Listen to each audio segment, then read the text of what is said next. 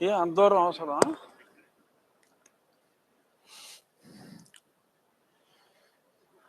అమెరికాలో ఉంటున్న తెలుగు సోదర సోదరీమణులందరికీ నా హృదయపూర్వక నమస్కారాలు.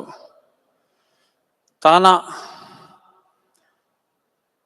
ఇప్పుడు 77లో ప్రారంభమై మరి ఆంధ్రప్రదేశ్లో ఎన్నో సేవా కార్యక్రమాలు నిర్వహించడం జరిగింది. నేను కూడా ఇది నా 4వ తానా వేడుకల్లో పాల్గొనటం. గతంలో డెట్రాయిట్లోనే ఒకసారి పాల్గొనటం జరిగింది. మళ్ళీ డెట్రాయిట్లో స్నేహితులు గంగాధర్ గారు, ఇంకా తానా అంటే మా అందరికీ కళ్ళలో కూడా గుర్తుకొచ్చే వ్యక్తి కామటి జయరామ్ గారు, అంజయ్ గారు, ఇప్పుడు ఉదయ్ గారు, వీళ్ళందరూ రావాలి అని చెప్పిన తర్వాత విజయోత్సవం తర్వాత, ఎందుకంటే నేను 23లో 2 సార్లు, ఒకసారి తానా ఉత్సవానికి, మరొకసారి కూడా రావటం జరిగింది. ఎందుకంటే ఎంతోమందిని ఇక్కడ మోటివేట్ చేసి, అంటే మేము మోటివేట్ చేయకపోయినా ఆల్రెడీ మోటివేట్ అయ్యి ఉన్నారు. మోటివేట్ చేసి మరి అక్కడ ఒక ఉపద్రవం లాంటి సిచ్యువేషన్ ఉంది, మీరందరూ కూడా సెలవు తీసుకుని అయినా అక్కడికి వచ్చి మీ తెలిసిన వాళ్ళని జాగృతి చేయటమే కాకుండా అన్ని విధాల అక్కడ ఎన్నికల నిర్వహణలో కూడా చేదోడు వాదోడుగా ఉండాలి అని అడగటం.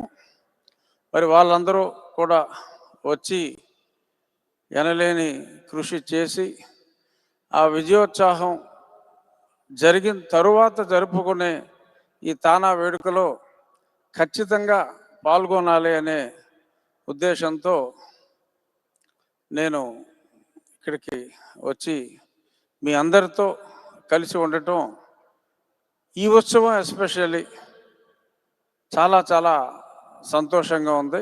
నాకు ఈ అవకాశాన్ని ఇచ్చిన తానా ప్రతినిధులకి నా హృదయపూర్వక ధన్యవాదాలు తెలియజేస్తున్నాను. సందేశాలు ఇవ్వటానికి, సందేశాలు ఇచ్చేంత పెద్దవాడిని కాదు. ఇక్కడ ఉన్నవాళ్ళు అన్ని విధాల కష్టపడి ఇక్కడికి వచ్చి జీవితంలో ఎంతో ఎత్తుకు ఎదిగి బిలియనీర్లు అయిన వాళ్ళు చాలామంది ఉన్నారు. కాబట్టి నేను సందేశాలు ఇవ్వను, కానీ అక్కడ తెలుగు సంస్కృతి, తెలుగు భాష మరి కొంచెం ఇబ్బందికర పరిస్థితుల్లో ఉంది. తెలుగు ఇక్కడ మన బడి అనే ఒక మంచి కార్యక్రమం నిర్వహిస్తూ మన భాష, మన సంస్కృతిని మర్చిపోకూడదు అని ఎంతో ప్రాధాన్యత ఇచ్చి, సుమారు నిన్ననే మన బడి నిర్వాహకులు కూడా కలవటం జరిగింది. వేల సంఖ్యలో అమెరికాలో సుమారు 45,000 మంది పిల్లలకి తెలుగు నుడికారంతో మరి బోధనలు కూడా చేయటం. పరిస్థితి ఎలా ఉందంటే, ఇవాళ ఆంధ్ర రాష్ట్రంలో మరి గతంలో ప్రారంభమైంది, ఇంచుమించు కంటిన్యూ అవుతున్నట్టుగా ఉంది. తెలుగు భాష మర్చిపోతే మళ్ళీ మీ అమెరికా నుంచి తెలుగు వచ్చిన విద్యార్థుల్ని తీసుకొచ్చి అక్కడ తెలుగు పునఃప్రారంభించే ప్రారంభం ఏమన్నా వస్తుందా అన్న భయం అయితే ఉంది. ఎందుకంటే యార్లగడ్డ లక్ష్మీప్రసాద్ గారికి తెలుసు, ఆయన తెలుగుకి ఎంతో ఎనలేని ప్రాధాన్యత ఉండాలి అని చెప్పేవారు. ఆ తెలుగు సంస్కృతి, ఆ సంప్రదాయాలు, ఆఖరికి ఆ భరతనాట్యం, కూచిపూడి నాట్యాలు కూడా మరి అమెరికాలోనే ఎక్కువగా బ్రతికించే కార్యక్రమాలు కూడా జరుగుతున్నాయి. ఆ మధ్య కూచిపూడి వెళ్ళినప్పుడు కొద్దిమంది అమెరికాలో శిక్షణ పొందిన వాళ్ళని కూడా అక్కడ పెర్ఫార్మెన్స్ కూడా కొద్దిమంది పిల్లలు ఇక్కడి నుంచి శ్రద్ధ తీసుకొని ఇక్కడ తల్లిదండ్రులు అక్కడికి పంపించడం, ఆంధ్ర రాష్ట్రంలో కన్నా నేను 1-2 ఎక్కువ భరతనాట్యం, కూచిపూడి అరంగేట్రాలు అమెరికా దేశంలో చూడటం చాలా సంతోషంగా ఉంది. మరి సంస్కృతి సాంప్రదాయాల్ని కొనసాగించడంలో మీరు పోషిస్తున్న పాత్రని ప్రశంసిస్తూ మన రాష్ట్రంలో కూడా భాష అనేది అవసరం. ఎడ్యుకేషన్ అంటే అది జ్ఞానం వేరు, భాష మన సంస్కృతి పరిరక్షణ వేరు. ఈ డిఫరెన్స్ మర్చిపోయి ఇంగ్లీష్లో మాట్లాడితేనే అదొక్కటే జ్ఞానం అయినట్టు, ప్రపంచం మొత్తం ఇంగ్లీషే అవసరం అనే ఒక దృక్పథంలో మరి గతంలో అక్కడ నడిచింది. మరి దానికి భాష అవసరం. ప్రపంచ దేశంలో ఎక్కడికి వెళ్ళినా మనుగడ కోసం భాష అవసరం. జ్ఞానానికి భాషకి సంబంధం లేదు. మైథిలి అనే ఒక చిన్న లాంగ్వేజ్, లిపిలేని లాంగ్వేజ్ను కూడా పరిరక్షించుకోవడానికి భారతదేశంలో అంటే ఒక తమిళ్ అనేది ఒక పెద్ద లాంగ్వేజ్, ఓల్డెస్ట్ లాంగ్వేజ్. వాళ్ళు ఎనలేని కృషి చేస్తున్నారు. స్క్రిప్ట్ లేని మైథిలి వాళ్ళు కూడా కృషి చేస్తున్నారు.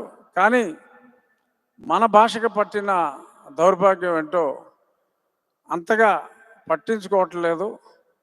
సరే, మా వంతు కృషి మేము అక్కడ చేస్తాం. మళ్ళీ మరొక్కసారి మీరైనా మీ పిల్లలందరికీ, ఎందుకంటే అక్కడ ట్వింకిల్ ట్వింకిల్ లిటిల్ స్టార్ అని ఎప్పుడో మనకి కన్యాశుల్కంలో ఆ గిరీశం నేర్పిస్తే అప్పుడు ఎవరో కొద్దిమంది పులకించారు, కొంతమంది ఆ క్యారెక్టర్ వేసిన అవధానులు ఎవరో. ఇంకా అవధానుల్లాగానే మా నాయకులు అక్కడ ఉండిపోవటం దురదృష్టం. మీరు దాన్ని కాపాడుతూ, అలాగే ఇప్పుడు మా గౌరవ ముఖ్యమంత్రి గారు P4 అనే ఒక మంచి కార్యక్రమాన్ని స్టార్ట్ చేశారు. ఒక ధనికుడు కొద్దిమంది పేదవారిని తమ హక్కును చేర్చుకొని వాళ్ళ బాగోగులు చూసుకోవటం అనే దాన్ని, మరి మీరు మీ ఊరికి చాలామంది స్థిరపడిన వాళ్ళందరూ ఎంతో చేశారు. మళ్ళీ ఎన్ని లక్షలు ఎన్ని కోట్లు ఇచ్చామన్నది కాదు, కనీసం ఒక పేద విద్యార్థినైనా సరే మీ ఛానల్స్ ద్వారా ఒక పేద విద్యార్థినైనా మీరు చదివించగలిగితే, మీరు చదివించే విద్యార్థి చక్కటి తెలుగు మాట్లాడాలి అని మీరేమన్నా ఒక కండిషన్ పెడితే మా పాలకుల్లో కొంత మార్పు రావచ్చు. ఎందుకంటే డబ్బు ఇచ్చేది మీరు కాబట్టి మీరు కోరవలసిన కోరిక వాళ్ళు తెలుగు స్వచ్ఛంగా మాట్లాడగలగాలి అని. మీరు డబ్బు ఇచ్చేటప్పుడు ఫోటో దిగి వెళ్ళిపోవటం కాదు, ఆ కండిషన్ పెట్టాలి అని. ఇదేదో నేను అక్కడే చెప్పొచ్చు, కానీ మరి కొన్ని చెప్పవలసిన చోటే చెప్తే చేరవలసిన చోటకి చేరుతుంది కనుక మిమ్మల్ని అభ్యర్థించడం జరుగుతుంది. ఎంతోమంది నా స్నేహితులు కూడా చాలామంది, నేను ఒక ఫ్రెండ్ కలిశాడు, ఓన్ ఫ్లైట్ వేసుకుని వచ్చాడు. అద్దెకి తీసుకున్న ఫ్లైట్ కాదు, మొత్తం పేమెంట్ ఇచ్చే కొన్నాడు. ఇంకో ఫ్లైట్ కూడా ఆర్డర్ ఇచ్చాడు. ఏంట్రా ఎంత సంపాదించావంటే ఏదో 1.5 బిలియన్ అని చెప్పి ఏదో ₹1 కోటి సంపాదించినట్టు చెప్పాడు. అయితే నీతో కొన్ని మంచి పనులు చేస్తానురా అని చెప్పి నేను చెప్పడం జరిగింది. అతను కూడా రెడీ అన్నాడు.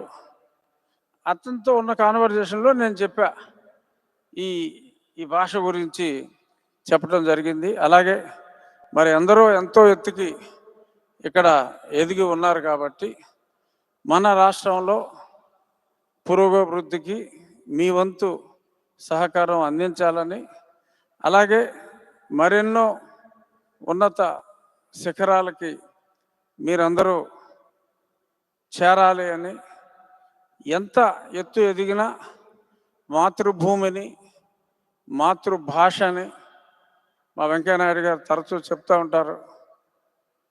పరాయి భాష కళ్ళజోడు లాంటిది, మాతృభాష కన్ను లాంటిది. కళ్ళు కనపడితేనే మనకి ఏ షోకులైనా.